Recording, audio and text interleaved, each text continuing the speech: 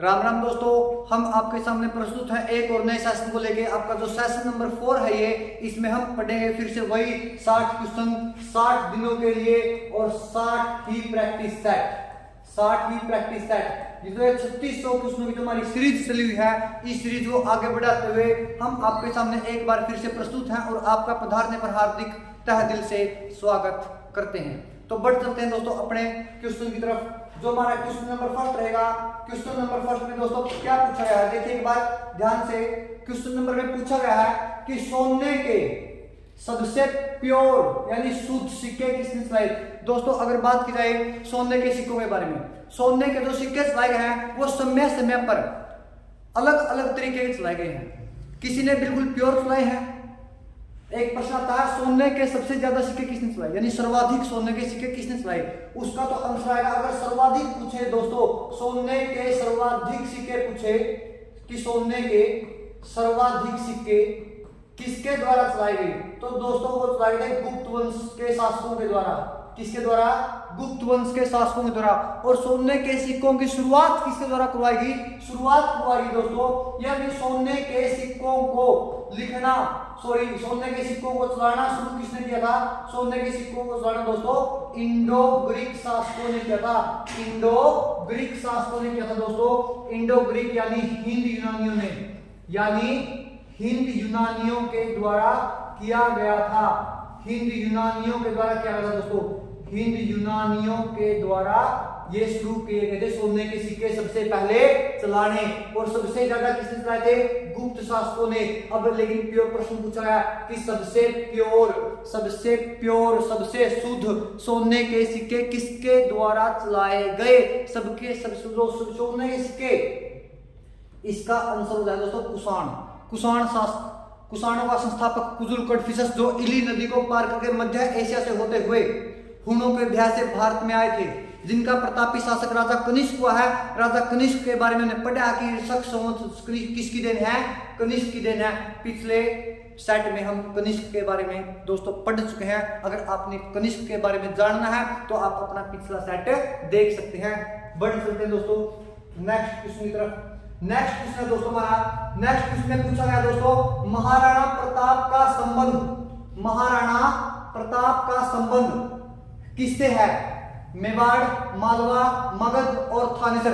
दोस्तों अगर बात की जाए महाराणा प्रताप को हम वर्तमान में किस राज्य से देखते हैं?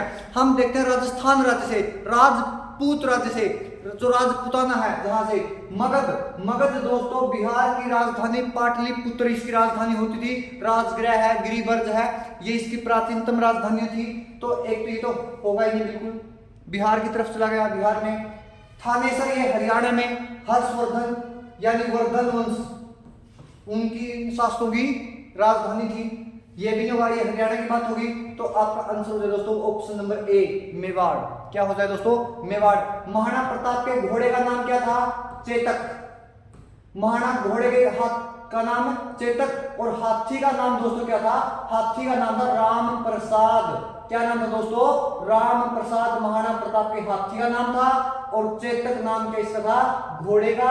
अगर वंश की बात की जाए, इनका जो वंश था वो वंश था दोस्तों सिसोदिया। कौन सा वंश दोस्तों? सिसोदिया वंश से महाराणा प्रताप का संबंध था। और अगर इनका देखा जाए रियासत कौन सी थी दोस्तों? रियासत इनकी थी मेवाड़। अगर आपसे प्रश्न पूछ लिया जाए महाराणा प्रताप के उत्तराधिकारी का नाम बताओ, आप पिन कमेंट सेक्शन में इसका आंसर दे सकते हैं दोस्तों। नेक्स्ट सेशन में जो हमारा होगा 5वां सेट, उसके अंदर हम आपका आंसर बताएंगे इसका। तो आप बताइएगा महाराणा प्रताप के उत्तराधिकारी का नाम क्या था। चलते हैं दोस्तों अपने नेक्स्ट क्वेश्चन की तरफ। इसमें पूछा गया है पंचतंत्र पुस्तक पूछिए दोस्तों। पंचतंत्र किताब के राइटर का नाम पूछा गया है। दोस्तों बात ऐसे है कि पंचतंत्र भारत की सबसे प्रसिद्ध होने वाली पुस्तक है दोस्तों। सबसे प्रसिद्ध होने वाली पुस्तक का नाम क्या है? पंचतंत्र। आपने सुनी होगी पंचतंत्र की कहानियां, बिल्कुल वही पंचतंत्र की कहानियों की किताब है दोस्तों ये। अगर बात की जाए पंचतंत्र की कहानियां या पंचतंत्र की पुस्तक किसके द्वारा लिखी गई है? इसका आंसर आपका डी विष्णु शर्मा हो जाएगा दोस्तों। अगर बात की जाए पंचतंत्र भारत की वो पुस्तक है जिसका अनुवाद सबसे ज्यादा भाषाओं में हुआ है, यानी इसकी लैंग्वेज सबसे ज्यादा भाषाओं में कन्वर्ट की जा चुकी है। नंबर 1 पर दुनिया में कौन है? बाइबिल। विश्व में सबसे ज्यादा अनुवाद होने वाली पुस्तक दोस्तों बाइबिल है। ईसाई धर्म की जो पवित्र ग्रंथ है वो है दोस्तों। और अगर बात करें भारत में दोस्तों क्या है? पंचतंत्र की कहानियों की पुस्तक विष्णु शर्मा के द्वारा रचित। चलते हैं दोस्तों नेक्स्ट क्वेश्चन की तरफ। लेकिन इसमें देखा जाए भारत के शेक्सपियर कालिदास आर्यभट्ट शून्य के खोजकर्ता और आर्यभट्टियम पुस्तक लिखी गई है। और बाणभट्ट ये कादम्बरी पुस्तक के लेखक है दोस्तों। कादम्बरी पुस्तक के लेखक कालिदास ने बहुत सारी किताबें लिखी है दोस्तों।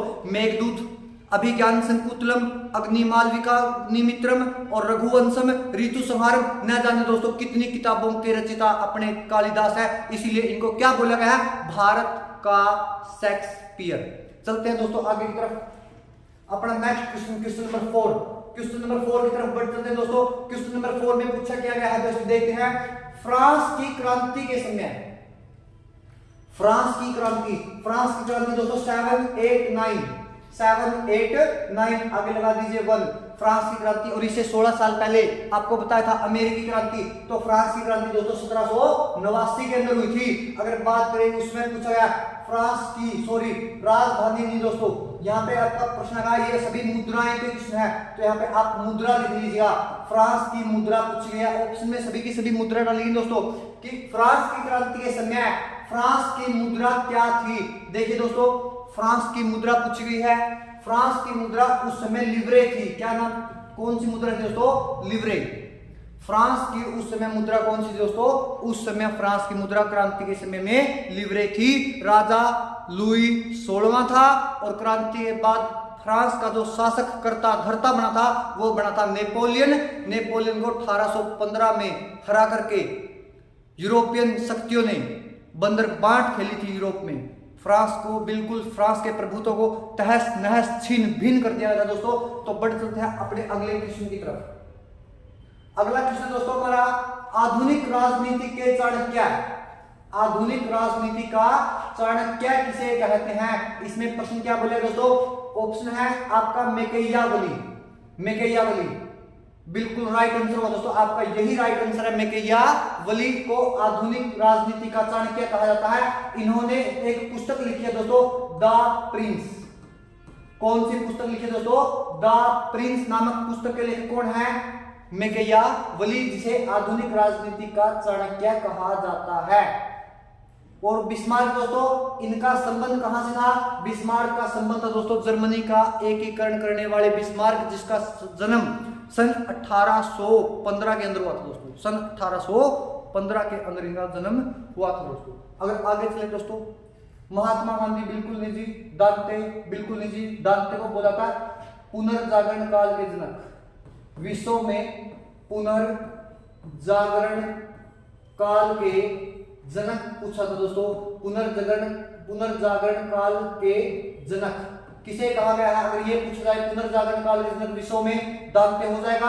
अगर आधुनिक राजनीति का चाणक्य पूछा गया है, आपका आंसर ए मैकियावेली हो जाएगा। और भारत का बिस्मार्क अगर पूछा जाए वो हो जाएगा दोस्तों सरदार वल्लभ भाई पटेल। लेकिन बिस्मार्क जो ये असली बिस्मार्क थे दोस्तों, ये जर्मनी के थे, जिन्होंने जर्मनी का एकीकरण किया था। चलते हैं दोस्तों अपने क्वेश्चन नंबर 6 की तरफ। क्वेश्चन नंबर 6 में दोस्तों क्या पूछा गया है? क्वेश्चन नंबर 6 में पूछा गया कि भारत से अफगानिस्तान अलग कब हुआ? भारत से अफगानिस्तान अलग कब हुआ दोस्तों? बात सन 1896 की है। इसका आंसर भी 1896 आ जाएगा। ऑप्शन नंबर देख लीजिए, ऑप्शन नंबर सी आपका राइट हो जाएगा।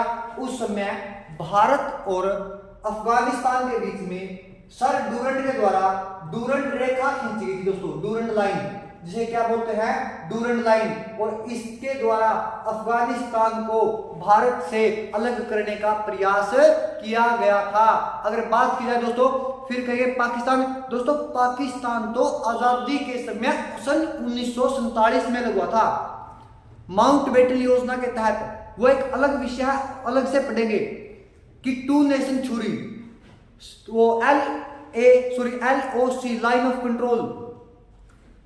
आगे बढ़ चलते हैं दोस्तों, तो इसका आंसर क्या हो जाएगा आपका सन 1896 डूरंड रेखा अफगानिस्तान भारत से अलग कर दिया गया था। आगे बढ़ चलते हैं दोस्तों, आपका क्वेश्चन नंबर 7। क्वेश्चन नंबर 7 है दोस्तों, क्वेश्चन नंबर 7 में देखते हैं। क्वेश्चन नंबर 7 में पूछा भारतीय सिनेमा की पहली अभिनेत्री कौन थी। भारतीय जो सिनेमा है इसकी पहली अभिनेत्री किसे माना गया है? देविका रानी को माना गया दोस्तों। किसे माना गया है? देविका रानी को माना गया है दोस्तों। अगर बात करें ऑप्शन नंबर ए में मदर टेरेसा, ये दोस्तों भारत की पहली महिला नोबेल पुरस्कार पाने वाली सन 1979 में नोबेल पुरस्कार मिला था दोस्तों। किसे? मदर टेरेसा, ये भारत की प्रथम महिला थी सन 1979 को। अगर बात करें मैडम क्यूरी, दोस्तों भारतीय पूछा है तो मैडम क्यूरी तो भारतीय है ही नहीं है, तो इसमें तो ऐसे काटा मारो। लेकिन मैडम क्यूरी भी 2 बार की लगातार नोबेल पुरस्कार विजेता रह चुके हैं। सॉरी, लगातार नहीं, एक बार 1903 में और दूसरी बार सन 1911 में उनको नोबेल प्राइज मिला था। नरगिस दत्त ये राज्यसभा में चुनी जाने वाली भारतीय पहली अभिनेत्री थी दोस्तों। राज्यसभा में नामित होने वाली पहली अभिनेत्री नरगिस दत्त। और बात की जाए पहली भारतीय सिनेमा की अभिनेत्री श्रीमती देविका रानी दोस्तों। चलते हैं अपने क्वेश्चन नंबर 8 की तरफ। क्वेश्चन नंबर 8 में देखते हैं दोस्तों क्या पूछा गया है। क्वेश्चन नंबर 8 का संबंध है महात्मा गांधी से। आगे देखते हैं क्या पूछा गया है कि महात्मा गांधी ने व्यक्तिगत सत्याग्रह कब चलाया। दोस्तों व्यक्तिगत सत्याग्रह पवनार के अंदर महात्मा गांधी के द्वारा सन 1940 में चलाया गया था। आपने बहुत सारे आंदोलन महात्मा गांधी के पढ़े होंगे कि महात्मा गांधी ने अपने जीवन में पहला सत्याग्रह अफ्रीका में किया, भारत में आने के बाद पहला सत्याग्रह 1917 चंपारण में किया, फिर असहयोग आंदोलन 20 में, फिर सविनय अवज्ञा 30 में और भारत छोड़ो 1942 में। लेकिन अगर बात करें दोस्तों व्यक्तिगत सत्याग्रह की बात की जाए, व्यक्तिगत सत्याग्रह की अगर बात की जाए, व्यक्तिगत सत्याग्रह महात्मा गांधी के द्वारा, राष्ट्रपिता महात्मा गांधी आपके प्रिय बापू जी के द्वारा सन 1940 में चलाया गया था। इसमें प्रमुख 3 सत्याग्रही थे दोस्तों, प्रमुख 3 सत्याग्रही। पहले सत्याग्रही का नाम था विनोबा भावे, आचार्य विनोबा भावे। दूसरे सत्याग्रही थे दोस्तों पंडित नेहरू, तो और तीसरे सत्याग्रही थे दोस्तों सरदार वल्लभ भाई पटेल। चलते हैं दोस्तों अगले क्वेश्चन की तरफ। अगले क्वेश्चन में क्या पूछा है दोस्तों? अगला क्वेश्चन है दोस्तों अमेरिका की खोज। अमेरिका की खोज कब हुई थी दोस्तों? अमेरिका की खोज सन 1492 में, जिसका नाम था कोलंबस। कोलंबस के द्वारा की जाती है दोस्तों। कोलंबस के द्वारा अमेरिका की खोज की जाती है और अमेरिका को नाम दिया जाता है। अमेरिका के वासियों को, वहां के वासियों को रेड इंडियन कहकर संबोधित किया गया। किसके द्वारा? कोलंबस के द्वारा दोस्तों। कोलंबस के द्वारा अमेरिका वासियों को क्या कहा गया दोस्तों? रेड इंडियन कहा गया। आपसे एक प्रश्न पूछा जाता है कि विश्व में रेड इंडियन नामक जनजाति कहां पाई जाती है? दोस्तों रेड इंडियन ये वही है जिसका नामकरण कोलंबस के द्वारा किया गया था, वही है दोस्तों। और वही कोलंबस जो भारत की खोज के लिए निकले थे, लेकिन जहां पहुंचे रास्ता भटक कर अमेरिका, और अमेरिका की खोज सन 1492 आपका राइट आंसर हो जाएगा दोस्तों। वास्को डी गामा भारत में कब आया? आपको सभी को पता है, लेकिन आपके लिए पिन कमेंट सेक्शन में क्वेश्चन है कि वास्को डी गामा जब भारत में केरल में कालीकट बंदरगाह पर आया, वहां का शासक कौन था? आपके लिए सेकंड क्वेश्चन है दोस्तों। चलते हैं हमारे नेक्स्ट क्वेश्चन की तरफ। Question number 10। क्वेश्चन नंबर 10 में पूछा है दोस्तों 16 महाजन पदों के बारे में क्वेश्चन दोस्तों। ये 16 महाजन पद दोस्तों महाजन पद काल में होते थे। महाजन पद काल में प्राचीन समय में भारत में जब छोटी छोटी रियासतों में बटा हुआ था, उस समय मुख्य तौर पर भारत में 16 महाजन पद होते थे और सबसे शक्तिशाली था मगध, जिसकी प्राचीनतम राजधानी दोस्तों गिरिबर्ज। ये क्वेश्चन कई बार पूछा जा चुका है। मगध की प्राचीन राजधानी गिरिबर्ज। वैसे पाटलिपुत्र एक बाद में उज्जैन के द्वारा बसाया गया था। उज्जैन के द्वारा पाटलिपुत्र बसाया गया, जिसका वर्तमान नाम पटना है। शेरशाह सूरी ने रखा था दोस्तों ये पटना नाम, पाटलिपुत्र से बदल के, याद रखिएगा। उसके बाद लेकिन प्रश्न पूछा है 16 के 16 महाजन पदों को जीतने वाला यानी विजेता कौन था दोस्तों? अकबर तो बिल्कुल भी नहीं, अभी की बात है दोस्तों। अकबर तो 1542 में इसका जन्म हुआ है। प्राचीन भारत की बात पूछी है। मौर्य ये अखंड भारत के निर्माता दोस्तों, चाणक्य की सहायता से। उसके बाद अगर बात करें नेपोलियन बोनापार्ट दोस्तों, ये फ्रांसीसी बंदा हो गया। तो आपका आंसर क्या हो जाएगा दोस्तों, समुद्रगुप्त हो जाएगा। आपका आंसर दोस्तों क्या हो जाएगा, समुद्रगुप्त, जिसने भारत में 16 के 16 महाजन पदों को जीत लिया, जिन्होंने कविराज की उपाधि धारण की थी। विक्रमांक कविराज की उपाधि धारण करने वाले कौन थे दोस्तों, वीणा बजाने वाले भारतीय शासक कौन थे दोस्तों, समुद्रगुप्त थे, जिन्होंने अपने सोने के सिक्कों पर वीणा बजाते हुए चित्र छपवाया हो।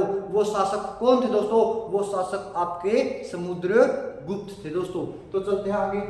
समुद्रगुप्त 16 महाजन पदों का विजेता। आपका आंसर नंबर राइट हो जाएगा डी। आपका आंसर है अगला क्वेश्चन दोस्तों, प्रथम फांसी टूटने वाला, पहला शख्स जो फांसी टूटा मुस्लिम कौन था। इसका मतलब क्वेश्चन भारतीयों से पूछा गया कि भारत में प्रथम फांसी टूटने वाला मुस्लिम कौन था दोस्तों, मोहम्मद अली जिन्ना ने तो पाकिस्तान मांगे था, ये तो बिल्कुल भी नहीं भाई दोस्तों। राजेंद्र लाहड़ी दोस्तों 1955 काकोरी कांड में साथ थे, लेकिन इनको फांसी बाद में भी नहीं हुई दोस्तों, इनको सिर्फ कारावास हुआ था। आगे है अशफाक उल्ला खान दोस्तों, ये थे अशफाक उल्ला खान थे दोस्तों, जिनको काकोरी कांड में और काकोरी कांड कब हुआ था दोस्तों, ये हुआ था सन 1925 को। वर्तमान में काकोरी कांड का नाम यूपी सरकार के द्वारा रेलवे ट्रेन एक्शन डे रखा है दोस्तों। क्या रखा गया, train action day, Kakori train action day. क्या रखा है दोस्तों, काकोरी ट्रेन एक्शन डे नाम रखा है दोस्तों। क्या नाम रखा गया है, Kakori train action day. Kakori rail मतलब ट्रेन, एक्शन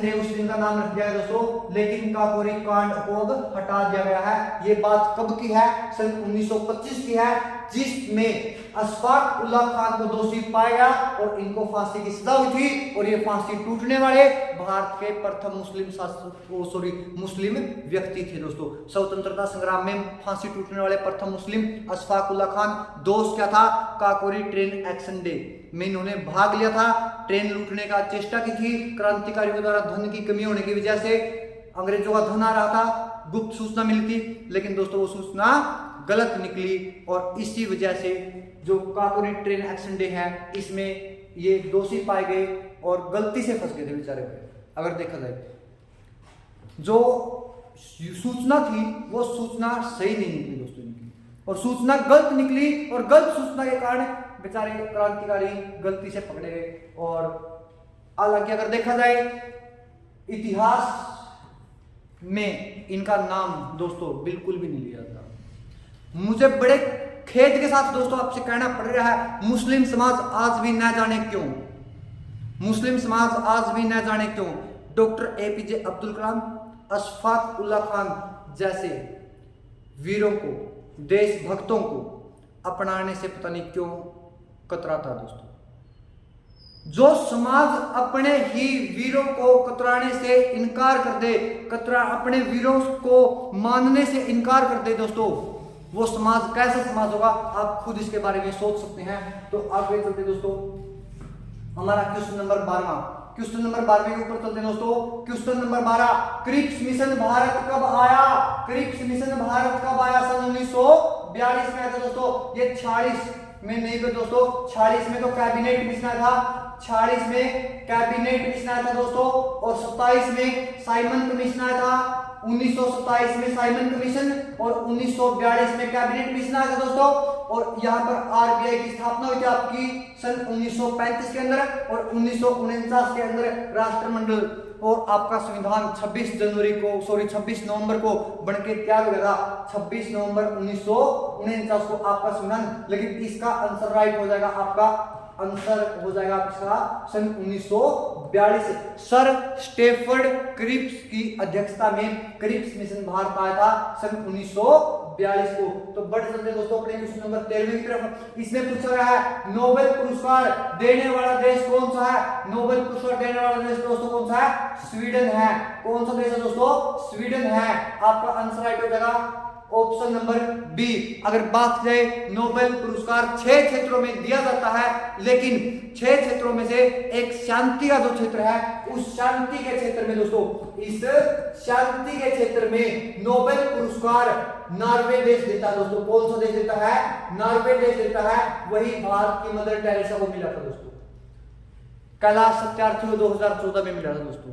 मलाला यूसुफजई को साथ में हम चर्चा कर चुके हैं प्रीवियस सेशन में। तो आगे बढ़ चलते हैं दोस्तों। स्विट्जरलैंड को बोला था क्या दोस्तों? स्विट्जरलैंड को यूरोप के खेल का मैदान। उसके बाद यहाँ फिलीपींस आया दोस्तों। फिलीपींस ये आपका यहाँ पे मिस प्रिंटिंग हो रही है दोस्तों। तो फिलीपींस जो है ये देश दोस्तों रेमन मैग्सेस पुरस्कार देता है। Ramon Magsaysay. लेकिन प्रश्न में क्या पूछा गया है? क्वेश्चन में पूछा गया है नोबेल प्राइज देने वाला देश कौन सा है? ऑप्शन नंबर बी स्वीडन दोस्तों। शांति के क्षेत्र में कौन देता है? नॉर्वे देता है। लेकिन रेमन मैग्सेस पुरस्कार कौन देता है? आपका फिलीपींस देता है। और स्विट्जरलैंड यूरोप के खेल का मैदान, ओलंपिक की कमेटी लुसान दोस्तों। आगे चलते हैं दोस्तों अपना क्वेश्चन नंबर 15। क्वेश्चन नंबर दोस्तों 15। क्वेश्चन नंबर जो 14 रहेगा दोस्तों बीच में, उसको करना बहुत जरूरी है। बीच में नहीं छोड़ के चलेंगे दोस्तों, इसमें आपका भी नुकसान है बहुत ज्यादा। हमारे लिए तो कोई बात नहीं दोस्तों, वीडियो 2 मिनट लंबी चली जाएगी, लेकिन आप वीडियो 2 मिनट लंबी चलने के कारण आप वीडियो को इग्नोर करके चले जाते हैं। पता नहीं क्यों, या तो पढ़ना नहीं चाहते या फिर दोस्तों आपको नॉलेज ही बहुत ज्यादा है। वो आप खुद तुलना कर लीजिए अपनी। तो आगे चलते हैं दोस्तों। महात्मा गांधी से संबंधित जगह कौन सी है? वही पवनार दोस्तों। पढ़ा था अभी पवनार में 1940 में महात्मा गांधी के द्वारा व्यक्तिगत सत्याग्रह की शुरुआत की गई थी। व्यक्तिगत सत्याग्रह की शुरुआत की दोस्तों। व्यक्तिगत सत्याग्रह, जिसमें प्रथम सत्याग्रही कौन थे दोस्तों? विनोबा भावे थे। आचार्य विनोबा भावे थे। नांदेड़ में दोस्तों सिखों के 10वें गुरु एक्सपायर हुए थे। अमृतसर को दोस्तों सिखों के 4थे गुरु ने बसाया था, गुरु रामदास ने।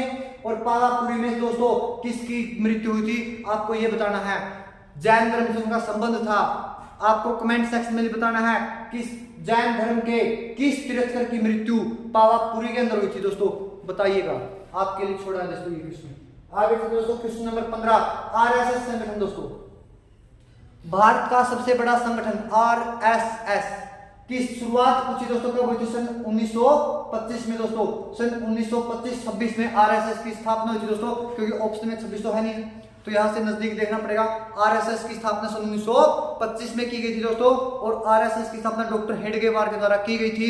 अगर बात करें किसके द्वारा? डॉक्टर हेडगेवार जी के द्वारा की गई थी। और आरएसएस की स्थापना सन 1900, इसमें से क्या हो जाएगा आपका आंसर है 25। 85 में कांग्रेस, 1985 में कांग्रेस, 1904 में अभिनव भारत वीडी सावरकर, श्री वीडी सावरकर के द्वारा, विनायक दामोदर सावरकर के द्वारा, जिनको जन्मों की सजा दी गई थी अंग्रेजी हुकूमत के द्वारा।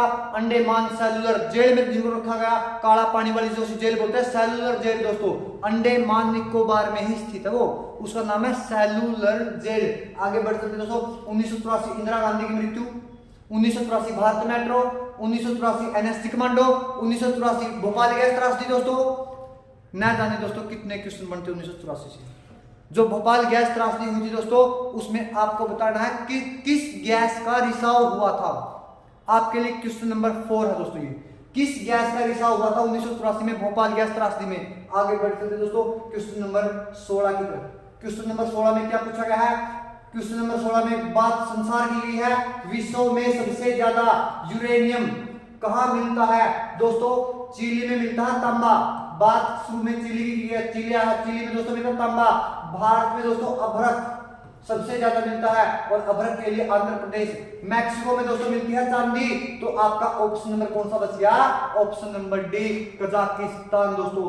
मैक्सिको में चांदी, तांबा चिली में, भारत में अभ्रक। तो यहाँ पूछा गया यूरेनियम, तो यूरेनियम कहां हो जाएगा दोस्तों? आपका ऑप्शन नंबर डी हो जाएगा।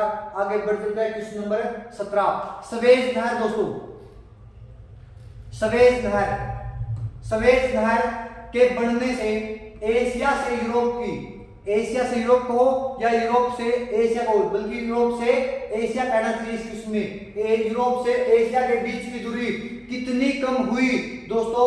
इसका राइट आंसर हो जाएगा 7000 किलोमीटर की दूरी क्या होगी? कम हो गई दोस्तों। और अगर बात करें सवेज नहर जल धारण करने की अक्षमता से, जल धारण करने की क्षमता सबसे ज्यादा सवेज नहर की है, जिसको दुनिया की सबसे बड़ी व चौड़ी नहर कहा जाता है। इसके ऊपर फिलहाल जो आप कब्जा बोल सकते हो देसी भाषा में, वो मिस्र का है। किसका दोस्तों? इजिप्ट बोल सकते हैं इंग्लिश में, इजिप्ट। ये इंग्लिश मीडियम वाले बड़े दोस्तों, इंग्लिश मीडियम वाले बड़े तंग करते हैं, सर ये सर वो, सर ये सर वो, कैसे भाई?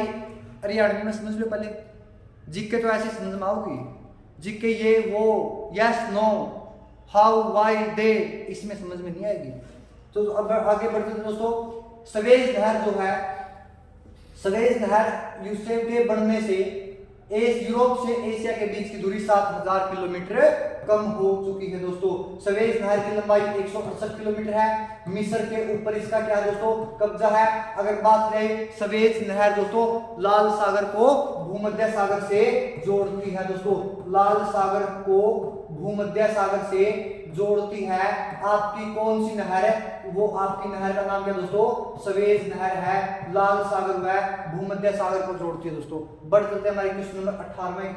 क्वेश्चन नंबर 18 दोस्तों, क्वेश्चन नंबर 18 में देखिए क्या पूछा गया है। क्वेश्चन नंबर 18 दोस्तों, क्वेश्चन नंबर 18 में पूछा गया दोस्तों कि विश्व की सबसे, इसमें व्यस्त नहर पूछिए दोस्तों, विश्व की सबसे व्यस्त नहर कौन सी है? विश्व की सबसे व्यस्त नहर पूछिए दोस्तों, विश्व की सबसे व्यस्त नहर कौन सी है? विश्व की सबसे व्यस्त नहर दोस्तों कील है, राइन दोस्तों नदी है, और ये विश्व की सबसे व्यस्त नदी है दोस्तों। अगर नहर की जगह पे नदी की बात की जाए तो राइन हो जाएगा। ये जर्मनी के अंदर है दोस्तों। ये सबसे प्रदूषित नदी है दुनिया की, सबसे प्रदूषित नदी है, सबसे व्यस्त नदी है, कोयला नदी यही है। लेकिन व्यस्त नहर की अगर बात की जाए दोस्तों, व्यस्त नहर कौन सी है आपकी? कील नहर आपका राइट आंसर हो जाएगा। पनामा नहर दोस्तों उत्तरी अमेरिका और दक्षिणी अमेरिका के बीच में है, यानी दोनों को अलग करती है। कौन सी नहर? पनामा नहर सन 1914 में बनी थी दोस्तों। कब बनी? सन 1914 में। उसके बाद केपी नहर दोस्तों, ये भारत में तमिलनाडु व आंध्र प्रदेश के बीच में है। तो प्रश्न आ सकता है तमिलनाडु व आंध्र प्रदेश के बीच में, तमिलनाडु व आंध्र प्रदेश के बीच में कौन सी नहर है दोस्तों? केपी नहर है। पनामा नहर 1914 में बनी। मैक्सिको का इसके ऊपर वर्तमान में कब्जा दोस्तों, मैक्सिको का। किसके ऊपर कब्जा? पनामा के ऊपर मैक्सिको का कब्जा दोस्तों। किसका कब्जा है? मैक्सिको का। लेकिन प्रश्न पूछा है विश्व की सबसे व्यस्त नहर पूछी है। आपका राइट आंसर रहेगा ऑप्शन नंबर सी, कील नहर, जो कि उत्तरी सागर को बाल्टिक सागर से जोड़ती है। किसको? उत्तरी सागर को, उत्तरी सागर को बाल्टिक सागर के साथ जोड़ती है दोस्तों।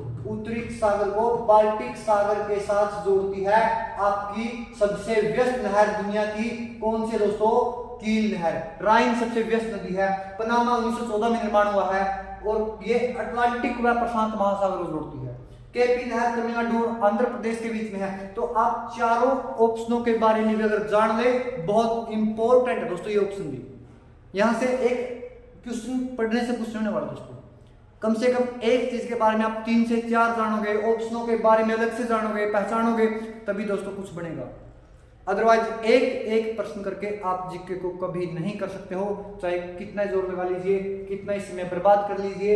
इससे अच्छा है आप किसी और सब्जेक्ट को कर लीजिए, जीके छोड़ दीजिए। अगर ऐसे तो बिल्कुल भी नहीं होगा।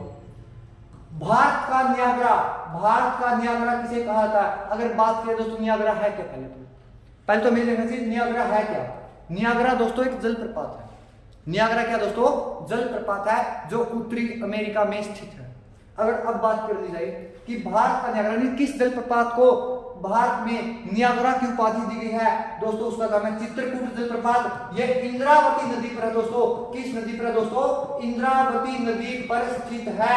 और कहां पर है ये दोस्तों? ये छत्तीसगढ़ के अंदर है दोस्तों। ये कहां पर है? छत्तीसगढ़ में इंद्रावती नदी पर चित्रकूट जलप्रपात स्थित है दोस्तों। आपका जोग जलप्रपात, महात्मा गांधी जोग गोरसप्पा, ये भारत पहले सबसे ऊंचा था, अब ये सबसे ऊंचा नहीं है। अब सबसे ऊंचा जलप्रपात कौन सा? आपका कुंचिकल जलप्रपात है जो वराही नदी पर है। ये सबसे ऊंचा है। शिव समुद्रम जलप्रपात दोस्तों कावेरी नदी पर है। किस नदी पर है? कावेरी नदी पर। तो बात करते हैं भारत का नियाग्रा, चित्रकूट जलप्रपात को बोलते हैं, इंद्रावती नदी पर स्थित है, छत्तीसगढ़ स्टेट में है।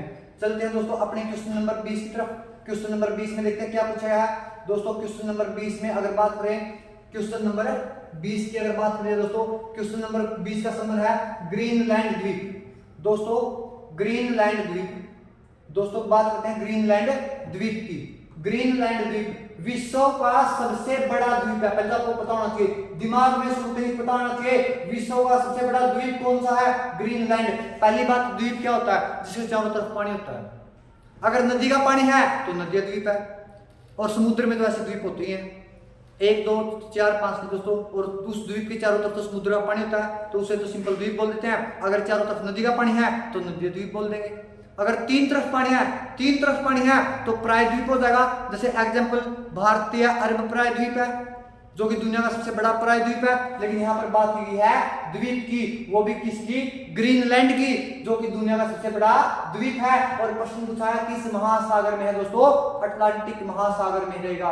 हिंद महासागर का सबसे बड़ा द्वीप है दोस्तों मेडागास्कर। क्या नाम है, मेडागास्कर। प्रशांत महासागर का सबसे बड़ा द्वीप क्या दोस्तों, प्रशांत का है Papua New Guinea. Papua New Guinea इसका सबसे बड़ा द्वीप हो जाएगा प्रशांत का। हिंद महासागर है दोस्तों मेडागास्कर हो जाएगा। यहां पर पूछा किसका है, अटलांटिक का है, अटलांटिक का हो जाएगा दोस्तों आपका ग्रीनलैंड। 33 में तो दोस्तों सागर है, महासागर नहीं है, जो कि हिमालय की जगह पे पहले सागर होता था, और 33 सागर का ही अवशेष है दोस्तों क्या, भूमध्य सागर, जो आपको प्रीवियस सेट में करवा चुके हैं। चलते हैं दोस्तों नेक्स्ट क्वेश्चन की तरफ। अपना नेक्स्ट क्वेश्चन है क्वेश्चन नंबर 21। क्वेश्चन नंबर 21 में रोहतांग दर्रा पूछा दोस्तों। रोहतांग दर्रा कहां पर है, रोहतांग दर्रा सिपकिला दर्रा, रोहतांग दर्रा सिपकिला दर्रा, वाडालाता दर्रा। दोस्तों ये रहेंगे आपके कहां पर रहेंगे दोस्तों, ये आपके रहेंगे दोस्तों उत्तराखंड में नहीं बल्कि हिमाचल में रहेंगे दोस्तों। कहां पर रहेंगे, हिमाचल में। कहां रहेंगे दोस्तों, हिमाचल में रहेंगे। और अगर बात कर ले उत्तराखंड के दर्रों की, बात कर ली जाए दोस्तों उत्तराखंड के दर्रों की, तो वहां पे रहेंगे मानव दर्रा, नीति दर्रा, लिपुलेख दर्रा। उत्तराखंड में दोस्तों कौन से दर्रे रहेंगे, मानव दर्रा, नीति दर्रा, लिपुलेख दर्रा। लेकिन बात कर ली जाए हिमाचल प्रदेश के दर्रों की, हिमाचल प्रदेश में दोस्तों रोहतांग दर्रा, सिपकिला दर्रा और वाडालाता दर्रा रहेगा। चलते हैं सिक्किम में भी दो दर्रे हैं दोस्तों, नाथुला और जलेपला। महाराष्ट्र में दोस्तों क्या है, महाराष्ट्र में दोस्तों थाल घाट और भोर घाट है।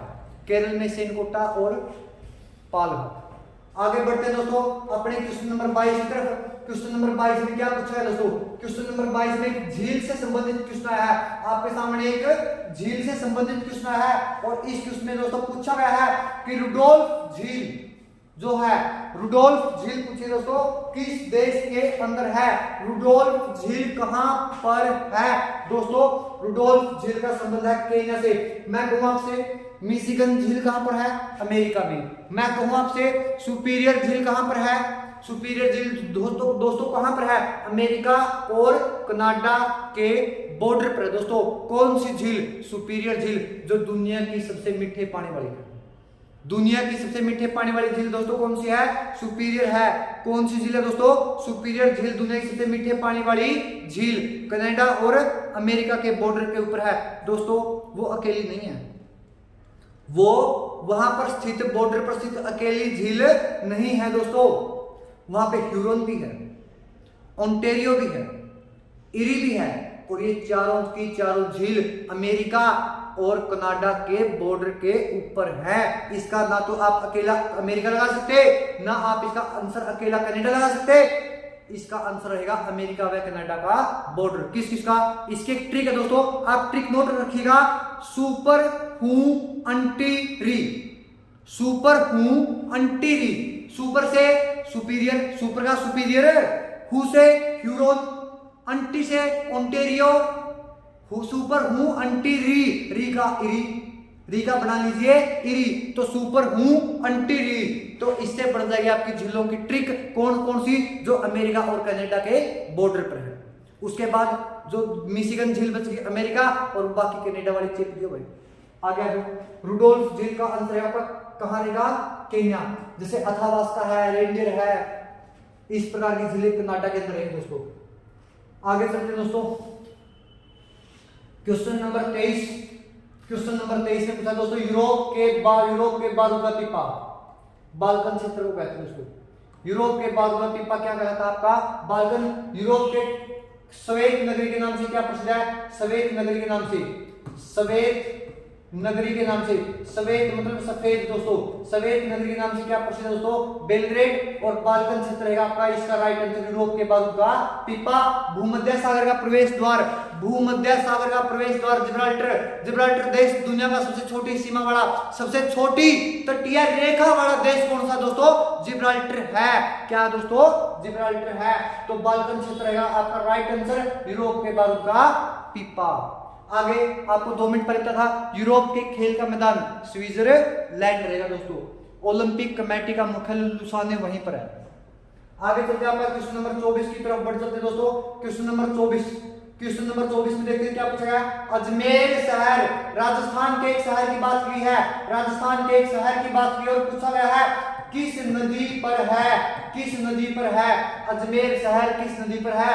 राइट आंसर आपका लूनी नदी। और आपका जो जयपुर शहर रहेगा राजधानी राजस्थान की, वो बनास नदी पर रहेगी। चंबल शहर पर आपका कोटा शहर रहेगा और साबरमती पर आपका उसका गुजरात का अहमदाबाद रहेगा दोस्तों। तो ये चारों शहर नोट कर लीजिएगा। अहमदाबाद शहर भारत का बोस्टन, भारत का मैनचेस्टर क्या है दोस्तों? अहमदाबाद, जहां पे साबरमती आश्रम महात्मा गांधी के द्वारा सन 1916 में लगाया गया। महात्मा गांधी के द्वारा साबरमती आश्रम कहां पर लगाया गया? सन 1916 में अहमदाबाद में, जहां से महात्मा गांधी ने दांडी यात्रा की शुरुआत करी थी। कब?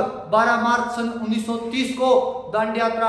आपको नमक कानून तोड़ा था दोस्तों, वही नमक कानून जब तोड़ा था। लेकिन अजमेर शहर की बात की जाएगी, आंसर आपका क्या हो जाएगा? लूनी नदी, जिसे बोलते हैं सबसे खारी नदी बोलते हैं दोस्तों। क्या बोलते हैं इसे? खारी नदी। दूसरा खारी नदी, नमकीन नदी, नमकीन नदी भी इसी को बोलते हैं। और यही वो नदी है जो कच्छ के रण में समाप्त हो गया। प्रश्न आता है कच्छ के रण में समाप्त होने वाली कौन सी नदी है? कच्छ के रण में समाप्त होने वाली नदी दोस्तों लूनी नदी है। बढ़ चलते हैं अपने क्वेश्चन नंबर 25 की तरफ। क्वेश्चन नंबर 25 में तो पूछता है दोस्तों उपग्रह पृथ्वी से कितनी किलोमीटर ऊपर छोड़ा, यानी कितने ऊपर? प्रश्न आया दोस्तों कि पृथ्वी, मान लीजिए पृथ्वी है, पृथ्वी से कितना ऊपर उपग्रहों को छोड़ा जाता है दोस्तों? उसका आंसर हो जाएगा आपका 36,000 किलोमीटर। दोस्तों जो कृत्रिम उपग्रह यहाँ से, जैसे यूरोपियन इंडस्ट्री है EURO, अमेरिकन वो स्पेस एजेंसी है नासा, भारतीय है इसरो। अगर दोस्तों पूछा जाए उपग्रह कितनी ऊपर लॉन्च करती हैं, रशियन कॉस्मोस, तो ये सभी जो एजेंसियां दोस्तों स्पेस एजेंसियां हैं, ये उपग्रहों को कितनी ऊपर लॉन्च करती हैं? 36,000 किलोमीटर ऊपर लॉन्च करती है दोस्तों। ये आपका राइट आंसर रहेगा। बढ़ चलते हैं अपने प्रश्न नंबर 26 की तरफ। दोस्तों प्रश्न नंबर 26 में देखते हैं क्या पूछा गया है। प्रश्न नंबर 26 में पूछा गया भूमध्य सागर। अभी 2 मिनट पहले बात हुई थी, भूमध्य सागर किसका अवशेष है? टेथिस सागर का। भूमध्य सागर का प्रवेश द्वार क्या है? भूमध्य सागर का प्रवेश द्वार है जिब्राल्टर को कहा गया है। भूमध्य सागर यूरोप के दक्षिण में और अफ्रीका महाद्वीप के उत्तर में, यानी दोनों के बीच में स्थित है। लेकिन यहाँ पर पूछा गया है भूमध्य सागर का प्रकाश स्तंभ क्या है? भूमध्य सागर का प्रकाश स्तंभ क्या है दोस्तों? इसका ये जो रहेगा इसमें पूछी है, ये दोस्तों ज्वालामुखी है दोस्तों। क्या है दोस्तों? ज्वालामुखी है, ज्वालामुखी। और इसमें ज्वालामुखी पूछी है कि भूमध्य सागर का प्रकाश स्तंभ किसे कहा गया? इटली के लिपारी द्वीप में स्थित आपका रहेगा किलामू ज्वालामुखी। सॉरी, स्ट्राम्बोली को क्या बोल देंगे? स्ट्राम्बोली को बोल देंगे आपका भूमध्य सागर का प्रकाश स्तंभ दोस्तों। आगे चलते हैं, श्रीलंका में कौन सा घास का मैदान है दोस्तों? आपका रहेगा पटाना। पुस्ताज रहेगा हंगरी में, पुस्ताज रहेगा हंगरी में। दक्षिणी अफ्रीका में क्या रहेगा आपका? ठंडा घास मैदान वेल प्रेरी रहेगा आपका उत्तरी अमेरिका महाद्वीप में दोस्तों। और अपने पड़ोसी देश श्रीलंका में क्या रहेगा दोस्तों? पटाना। ये आपका राइट आंसर हो जाएगा दोस्तों। श्रीलंका का घास मैदान कौन सा है? पटाना है। आगे बढ़ चलते हैं क्वेश्चन नंबर 28 की तरफ दोस्तों। क्वेश्चन नंबर 28, क्वेश्चन नंबर 28 में दोस्तों क्या पूछा गया है? उत्तराखंड की ऊंची चोटी कौन सी है? नंदा देवी दोस्तों। गुरशिखर तो कहां हो जाएगी? राजस्थान में, राजस्थान के अंदर दोस्तों गुरशिखर तो अरावली का भाग है। अरावली की चोटी, अरावली की सबसे ऊंची चोटी कौन सी दोस्तों? गुरु शिखर 1722 मीटर दोस्तों, 1722 मीटर। वही अरावली जो दुनिया की सबसे प्राचीनतम पहाड़ियां हैं। आगे माउंट एवरेस्ट 8848 मीटर, दुनिया की सबसे ऊंची चोटी हिमालय पर्वत की। प्रश्न आए कहां पर है? नेपाल देश के अंदर ये है। अगर बात की डोडा बेटा, डोडा बेटा दोस्तों 2696 मीटर, 2696 मीटर, दक्षिणी भारत की, साउथ इंडिया की दूसरी सेकंड सबसे ऊंची चोटी तमिलनाडु के अंदर है दोस्तों। कहां पर ये? तमिलनाडु के अंदर नीलगिरी की पहाड़ियों का भाग है डोडा बेटा।